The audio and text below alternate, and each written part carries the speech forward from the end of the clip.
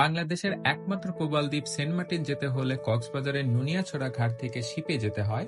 এখন প্রশ্ন হলো কোন শিপটি আপনার জন্য ভালো হবে। বর্তমান এক্সপিরিয়েন্স থেকে যেটা দেখতে পেলাম, 4টি শিপ আপনার রেগুলারলি যাত্রী পরিবহন করতেছে। তার মধ্যে অন্যতম 2টা শিপ হচ্ছে 12 আউলিয়া এবং কর্ণফুলী। এছাড়া আরো 2টা শিপ আছে, একটা হচ্ছে কেয়ারি সিনবাদ এবং বে ক্রুজ। আপনার ভ্রমণটি বেশ আরামদায়ক হবে যদি আপনি 12 আউলিয়া অথবা কর্ণফুলী এক্সপ্রেস এই 2টা শিপে যাতায়াত করেন। এই 2টা শিপে তুলনামূলকভাবে ঝাঁকিটা কম লাগে। তবে আমি বলে রাখি যে যাওয়ার সময় যখন আপনারা যাবেন ওই সময়টাতে কিন্তু ভাটা থাকে, ওই সময় একদমই তেমন একটা ঝাঁকুনি কোনো শিপে লাগে না।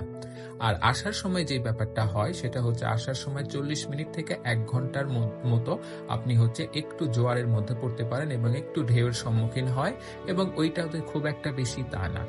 তো বেশি আরামদায়ক অথবা কমফোর্টেবল যদি চিন্তা করেন তাহলে 12 আউলিয়া অথবা কর্ণফুলী এক্সপ্রেসে টিকিট কাটতে পারেন। লাস্টলি আপনাদেরকে যেই কথাটা বলবো সেটা হচ্ছে পানির বোতল এবং চিপসের প্যাকেট এগুলা দ্বীপে ফেলবেন না বা সাগরে ফেলবেন না। দ্বীপকে দ্বীপের মতো রাখবেন। দ্বীপকে দয়া করে শহর বানানোর চেষ্টা করবেন না। ধন্যবাদ।